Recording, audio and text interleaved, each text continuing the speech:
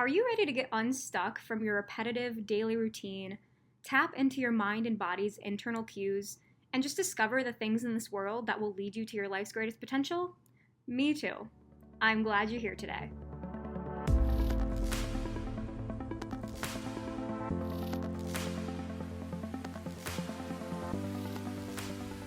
Hello everyone, welcome to the Greatest Potench podcast.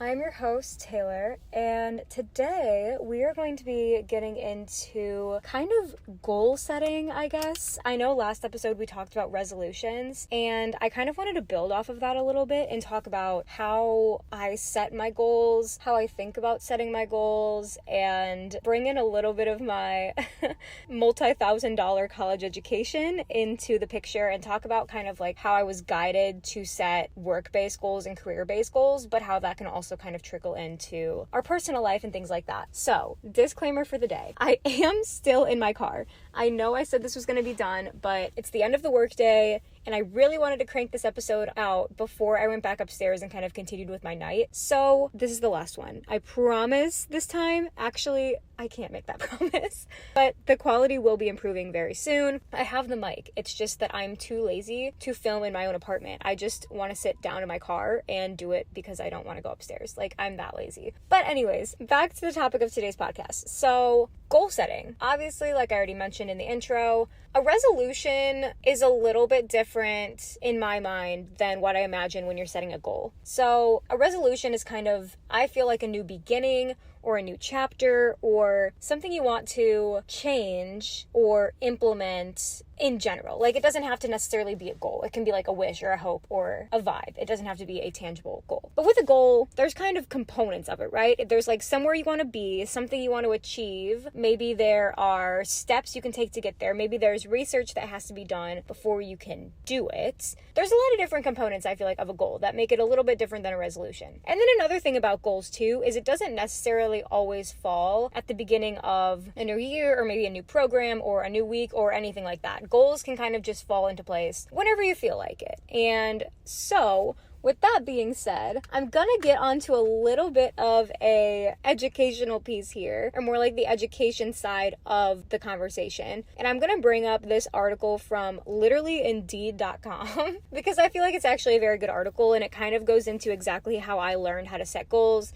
throughout my business classes in high school and throughout my major in college. And people have kind of a silly representation or interpretation, I should say, of people who are business majors. It's kind of perceived as like a joke major, which that goes to every major. Like, there's going to be people in every major that honestly don't care or are just there because it's free or aren't in it to win it. And that's okay. But anyways, I was a business major, so a lot of our lessons were around general practices that can make you better in any type of business setting. So that's why sometimes it can be seen as like a generic degree, because it's not so hyper-focused on like a medical field, for example, or on financial things. Like, it's just general business. So anyways, okay, to get off my high horse, this Indeed article, it's called Effective Goal Setting, 7-Step Process for Success. You can look it up if you want, but I'm basically going to reiterate it to you, so no need to do that unless you really truly feel like reading along.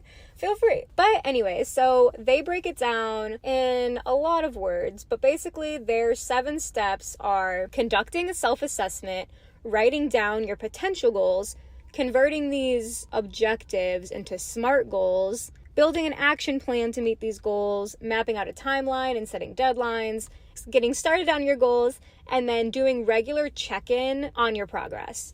So, wow, that was a lot. Let's kind of go step by step and talk about how I do this in my everyday life and things that I'm going to be working on to try and be a better goal setter. Because, like I mentioned in last episode, last year went well for me. And I want to have another year that was that good and that productive and that I saw that much growth. But I also know that it was just kind of a vibe that I was going for. It wasn't necessarily anything tangible. Like I mentioned, I didn't have any solid written out resolutions last year. I just had a pretty board full of a bunch of things that I wanted to do. So this is kind of straying into the more productive or constructive side of things where you're genuinely crafting a goal and all of that. So to get into step 1, conducting a self-assessment, I feel like this is the step that I'm great at. and a lot of my friends with anxiety or any other certain mental ailments, if you will agree. Self-assessment comes naturally. Whether I want to be assessing myself or not, I'm doing it constantly, almost 24/7, including in my sleep. So I'm fine here. I'm constantly analyzing how I'm doing against my peers, how I'm doing against people on social media, how I'm doing against people that I look up to, how I'm doing against my siblings, my parents, my friends, my boyfriend, my family, literally always comparing myself. And in my opinion, that's honestly a very real self-assessment. I'm looking internally at what I'm doing. Maybe I'm looking externally at what other people are doing, and I'm assessing myself in a comparison to kind of like a benchmark, if you will. But obviously with anxiety, it's not always a positive self-assessment. I feel like I can catch myself comparing a lot of the time, which isn't a bad thing to compare. But when you start getting that negative image of yourself because of the comparison, you lose a little bit of that productivity and it starts just becoming a down on yourself conversation. So with the self-assessment, for a constructive goal, you kind of want to think about your interests, your strengths, your weaknesses. Don't dwell on the weaknesses like I tend to do, but really just make a realistic picture of where you currently stand. So myself, for example, I think a current strength of mine is communication, like clear communication and being thorough and asking for what I need, explaining things that I understand well to get other people on the same wavelength as me, expressing when I'm upset or happy or excited. I feel like I've grown a lot in this area in my personal life, but I do feel like this is a strength of mine now, is specifically my communication. On the other hand, something I think I have a lot of room for improvement in is my overcommitting. Because of my communication style, I am talking to a lot of different people and therefore a lot of different opportunities or, I don't know, projects or anything in life is exposed to me and I never want to miss out on it. Therefore, I can sometimes overcommit. So just for my fake little self-assessment here, overcommitting is definitely a weakness or a growth area of mine. And as far as interests go, we've kind of gotten into this in previous episodes, but like I'm very interested in dance. I'm very interested in learning more about like yoga and other forms of fitness and things like that. So all of that being considered, a lot of my interests are more physical based and creatively based. So like creative expression, things like that. So that's my mini self-assessment. That's my step 1. So moving into step 2, and you can do this internally within yourself too. Just think about what are my strengths? What are my rooms of improvement or my weaknesses, if you will? What are my interests? Just kind of doing a base level check on like what you're doing good, what you could improve on. And I have way more strengths and weaknesses than these. These are just to go through an example with you all. So hopping into step 2 of goal setting is writing down your potential goals. So now that we've kind of assessed what are my strengths, what are my interests, where do I have room to grow, what do I make a goal with based on these? So for the things I said, so I tend to overcommit, I am a really strong communicator, and I love creativity and physical expression or something like that. We'll say that those are my things. So with that being said, what could be a potential goal for me? I don't know. Maybe it's I want to teach a dance class in 2024. Maybe that's a goal that I want. So that combines my strength of communication, that combines my passion for physical movement and creative expression, and that addresses my issue of overcommitting because when you're a teacher, you have a set time block that you have to be there and you can't do anything else during that time block. So that's a fake example. I don't think I actually want to teach dance in 2024, but hey, that might change. So that would be an example of a potential goal I could write down based on those things I addressed in step 1. I think for myself currently in my journey, I never really sit there with a pen and paper or even in my notes and type or write something out. I don't tangibly put my goals down, which I definitely should, which in a way for work, we're required to do certain goal setting for ourselves where we type them out, we give a framework for them. But outside of work, I really don't have a solid framework for my personal goals. So I'm excited to try and sit down with myself and actually do this exercise. I'm excited to actually put pen to paper or put fingers to keyboard and write down what some of my potential goals could be given everything in step 1. So then moving into step 3, where we convert these goals we wrote down or these objectives into SMART goals. And this is where that classic business major stigma comes around, because a SMART goal stands for who am I? A SMART goal stands for specific, measurable, attainable, realistic, and time constraint, or like time bound. So specific, the goal has to not be vague. It has to be measurable in the sense of, can you make progress towards it, or is there a clear way to track if you've achieved it or not? Attainable means in the scope of who you are as a human, can you actually attain this? Is it something that's even possible? Is it something that makes sense? Is it something that aligns with you as a person? The R for realistic, very similar to attainable. Are you going to do it? Be honest with yourself. I'm not going to be a dance teacher, even though that's the goal I'm using in this example, but I just don't think it is in my journey to teach dance. Not realistic. So, hey, maybe that's not a good SMART goal for myself, but I know that because of this step 3 where I'm assessing all these things. And then the T, obviously, for time bound. You want to set a constraint on when you have to complete this goal. Otherwise, it's just going to be a stretch, kind of how I feel like we can fall into the pattern with New Year's resolutions. It's like, I want to lose weight. Awesome. Good for you. That's a great goal. But is it specific? No. You didn't tell us how much weight you wanted to lose. Is it measurable? Yes, but you can measure your weight up and down. That doesn't mean you're necessarily going to be losing it. Is it attainable? Of course, every human being is capable physically of losing weight. Whether it's healthy or not, that's a different story. But every human being body that is living has the capability to lose weight. So yes, it is attainable. Realistic. I think if you're setting the goal of wanting to lose weight, you've already had that internal check-in with yourself that you've decided it is realistic for you and your body. So that's another thing to check in. And time bound. I want to lose weight. That's awesome. But I want to lose weight by June 1st, even without changing the rest of the goal itself. That already ties you to a specific time, and you have to get this done by June 1st, or else you haven't succeeded. So if I want to frame I want to lose weight into a SMART goal, I would say specific.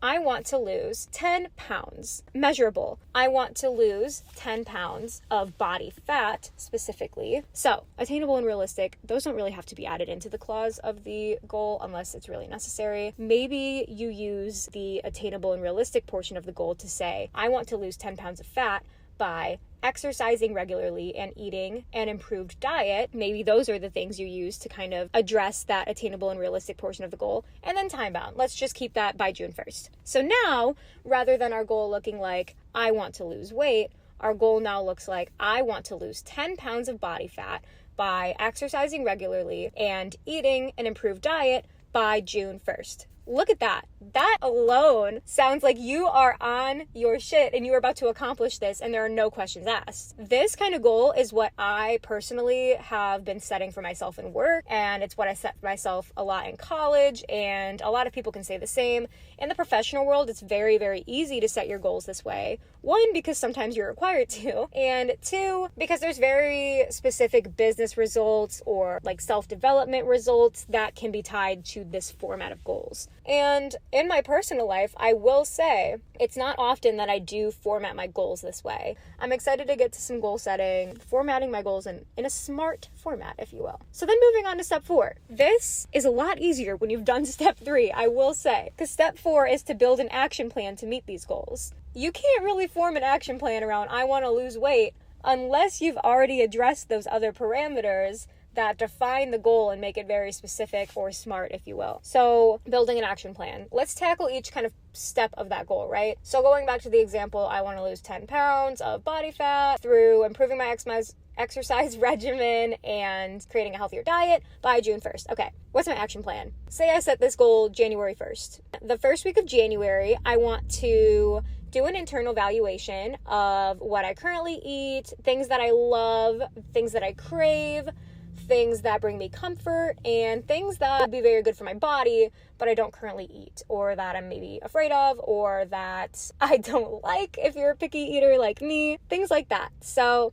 maybe that's week 1. That's an action plan. That's very specifically on the first week of January, I will assess my diet. Okay, Cool. Maybe in the month of February, I want to go to the gym 8 times. That's 2 times a week. That's your action plan. So this step 4 is really important to achieving the goals because it gives you a realistic look on how you're genuinely going to accomplish the goal. You're not just looking at it, and you can create a very specific, smart goal. And if you don't have the action plan, maybe you still fall short of that goal because you didn't know how you're genuinely going to achieve it. So I think this step is really cool. When I'm looking at my internal goals that I plan to make for myself this year, I'm definitely going to make sure I focus on this action plan step, because that's another way too that you can kind of break down your year, or maybe even your month or your week, and you can do it in little steps, because it is a lot easier to do 10 little steps than one big step to get to the same goal. It's human nature. Like, we don't like to be overwhelmed. It feels bad. It gives us anxiety. It gives us stress. And like, you don't want to feel like that. I don't want to feel like that.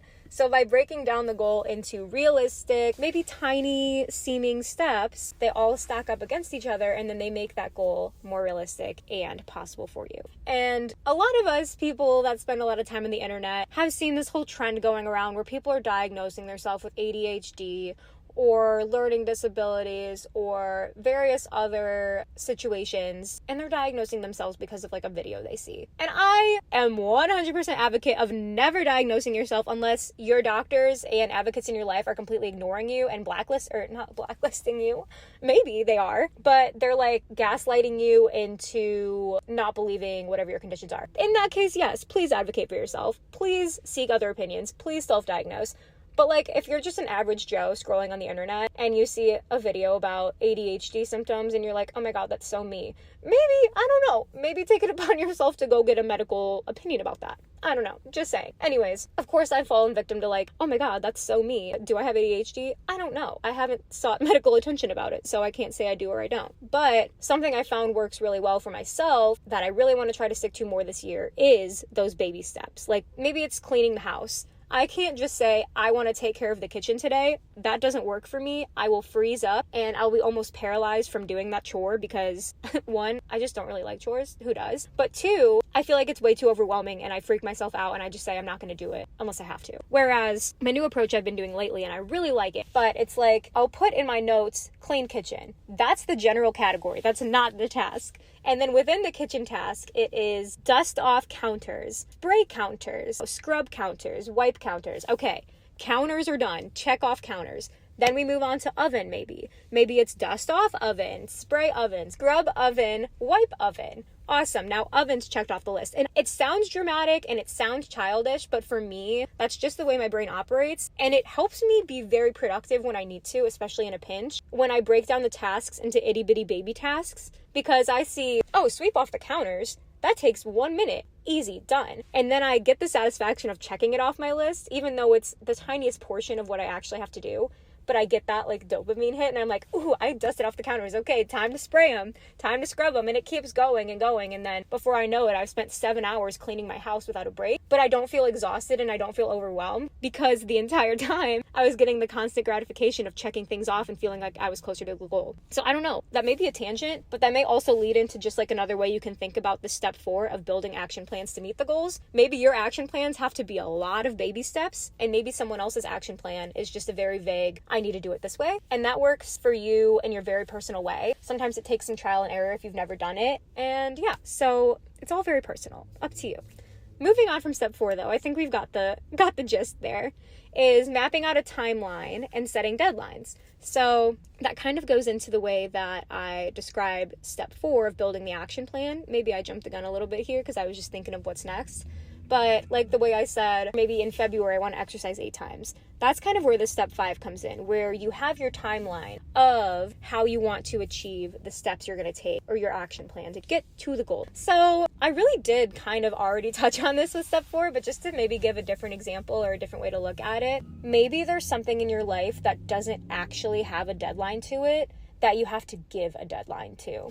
So for myself, I don't really have a good personal example because I'm still really growing and developing in this area in my personal life. But in the professional realm, for example, I would love to apply for a promotion or explore new role opportunities that broaden my impact in my company. That's something I really, really want to do, and it's something I feel I have the ability to do, but there's no timeline on that. Like, that is a very individually led journey, and of course I need the advocacy and support from like my manager, my peers, XYZ, but like, it's not like, okay, you have 1 month to decide your career plan, and then after that you have 1 week to create your resume, and then after that you have 1 more month to XYZ. Like, that's not the way it works in the corporate world specifically. I don't know about like maybe smaller businesses or different structures of companies, but in my company, it's very self-led. You have to take the responsibility upon yourself to create your own timeline, set your own deadlines, even where they may not already exist. So I think that's another example where deadlines can be helpful. Maybe it's not a real deadline, or maybe it's not specifically tied to the goal itself. Like in our sample goal I used earlier with the losing 10 pounds of fat, blah, blah, blah, blah, blah, June 1st was the date I kept using. Maybe that's the deadline of the goal, but you can set out mini deadlines, you can set out timelines. Sometimes you even have to break it out by the day. So maybe it's a super busy Saturday. Maybe your timeline is, I really need to clean the house this weekend. What time can I allocate in my day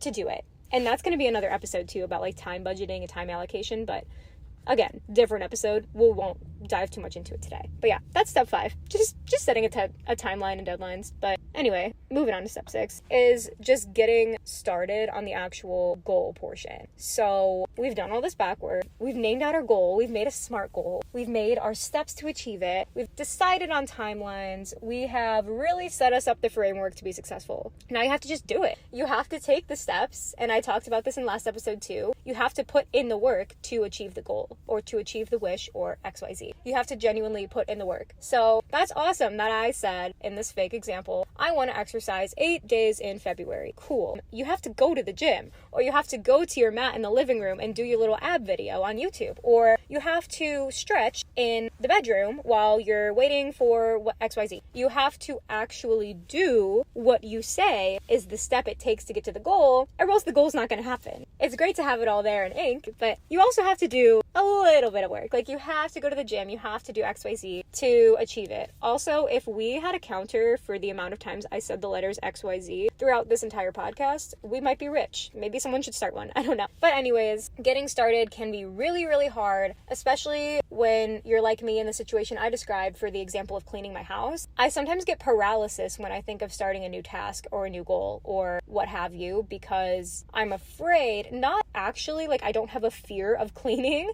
Maybe I do. I don't know. But I'm not afraid of cleaning my kitchen. I'm not afraid of scrubbing the counters, but I am overwhelmed or maybe a little shut down by the idea that I have so much to accomplish that it just feels unrealistic, even though I know it's not.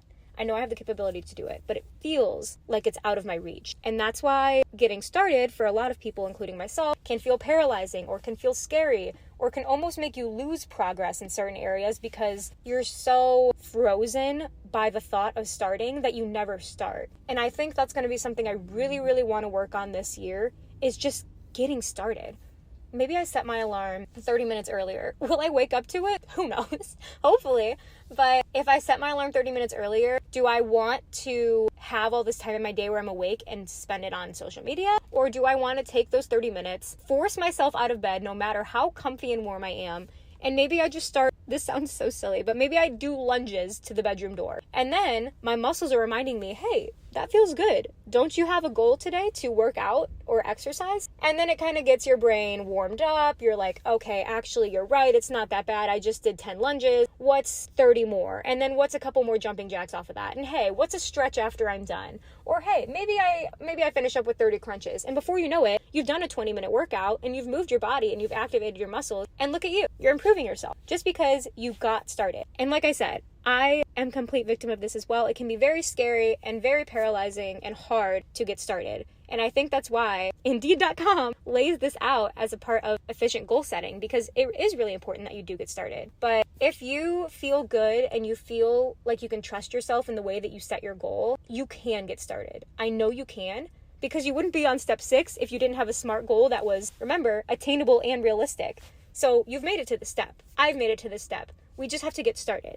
Step 7, and then we're almost done, I promise, is regularly checking in on your progress against the goals. So with all of this being said, all of the factors that we're accompanying into our goal setting, all of the timelines, all the dates, all the checklists, whatever it takes for you to be successful, make sure you are just checking in with yourself.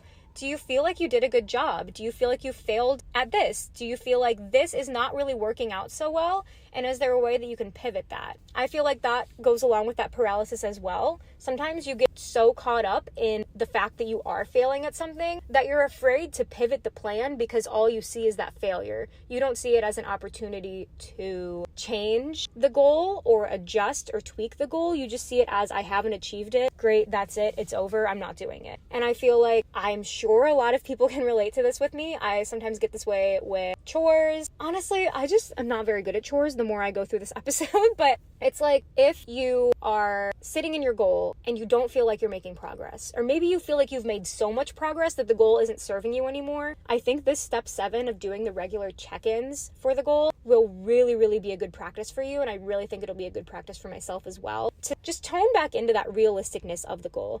And maybe you do have to adjust the goal in a direction that you didn't want to adjust it. Maybe, to go back to that initial example, maybe instead of losing 10 pounds, you're 3.5 months into this journey and you just haven't changed at all. Maybe you still don't feel good about what you're eating. Maybe you still don't feel good about the way you exercise, or maybe exercising just doesn't make you feel good. Or maybe eating healthier or changing or removing these sugars just doesn't make you feel good either. Maybe that's something you genuinely need to fulfill yourself. So that's okay. Maybe you don't want to lose 10 pounds of fat by doing this. Maybe you want to lose 5 pounds of general body weight by taking 10,000 steps a day. Maybe the gym isn't for you and you just want to walk more, and maybe you just want to move your body more, but you don't like exercise. So it's like this check-in process can be really, really helpful in just determining, is this goal really working for me? And I think throughout the time that I plan to dedicate to this goal setting, I almost want to make a cadence for this too. So like step 7.5 is to map out a timeline for my check-ins, because I feel like the more we live life, and depending on the kind of scope of your goal and the way that it affects your life and what areas of your life it affects, life just flies so fast in front of our eyes that maybe we forget to do these check-ins. Even if we want to, even if we are motivated to continue tweaking the goal and improving, maybe we just honestly forget and we lose the time to do these check-ins, and then before you know it, 6 months has passed and you didn't achieve the goal, which is no big deal. We all have failures, and it's just a part of life and being human, and that's what makes us really special and cool, because we can fail. We're not perfect. Anyways, maybe for me, step 7.5 is going to be scheduling these check-ins. So maybe every month I look at the steps I set for myself. Maybe I look at how my SMART goal is actually relating to my life. Maybe I look at the progress I've seen so far. And then every month I just do a little internal check-in like that. And I tweak my goal if I need to, or maybe I stick completely to it every month. And then by the end of these 6 months for the fake goal, look at that. I've actually we've lost 7 pounds of body fat. Maybe we didn't love the gym so much, so we've decided to switch it up to 10,000 steps a day. And you know what? I didn't see much of a change in my life when I took out the brownies and the ice cream, but I kept those cookies in just to give myself that comfort and that safety, because I know I love that. So there, look at that. You've achieved a really, really good goal. You wanted to achieve this. You made progress toward the original goal, and you still feel that sense of accomplishment because maybe that 10 pounds wasn't realistic, or it wasn't the ideal goal for what your body needed. So things like that. I feel like the check-in process can be really efficient depending on what the goal is, and it's just a nice way to tap in to make sure that the goal is still serving you. So like I said, I'm super excited to try out these goal strategies and see how they affect me this year. The way that I had my 2023 go, and I did touch this in the last episode, but it was very vibey. It wasn't very tangible or explicit. So we'll see. Maybe I will end up setting those kind of goals for myself this year in 2024. Maybe I don't. Maybe this episode is just a reflection for myself on things I can improve or do better, but hopefully this was informative to you. Shout out to Indeed.com. I don't really know if I'm supposed to give credits or use other people's work in my content, but it's okay. I feel like Indeed is just so commonly known by everyone, and this is just a article about goal setting, so it's not like I'm stealing intellectual property by any means. But like I said, hopefully this was helpful. Maybe you have goal tactics that work really well for you that weren't mentioned here, or maybe you personally have tried some of these steps and you just think it's a bunch of baloney, like the SMART goal. Maybe you just think that's a silly corporate thing and you don't want to do it. That's totally up to you. And the thing about goal setting is it is so entirely personal that genuinely in the entire world, there is not one single handbook that will work for every single person. Maybe 2 or 3 people in your local, circle of friends can relate to this message, but maybe 3 or 4 others are like, yeah, no, this is just not working for me. And that's what's so cool, again, about humanity, but about the goal setting process, is it is entirely up to you and what works best for you. So I'm very excited about this. Hopefully I can become better at chores. It seems like that was kind of a looming trend this episode, that I don't love doing chores and that I struggle getting off my butt sometimes to get things done. But there's never an end to the potential that we have.